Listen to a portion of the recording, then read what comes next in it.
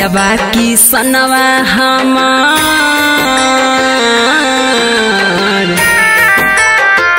पियाबा की सनवा हमार मनला भैंसुरवा हे। बड़ी भागे मिलल हमरा ऐसन ससुरवा हे। बड़ी भागे मिलल हमरा ऐसन ससुरवा हे। बड़ी भागे मिलल हमरा ऐसन ससुरवा हे।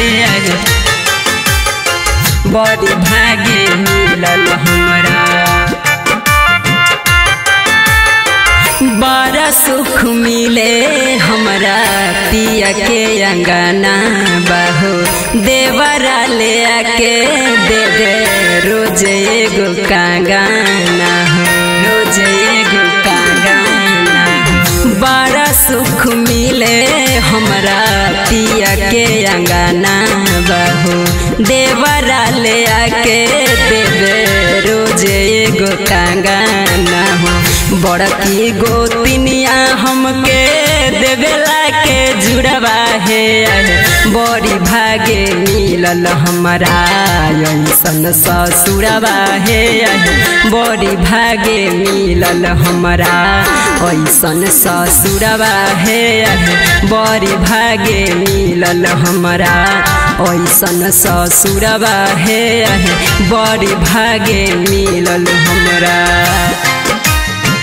ऐसन ससुरवा हे। बड़ी भागे मिलल। FS recording studio Muzaffarpur. बड़ा हमके माने पिया बिटू बिहारी हो।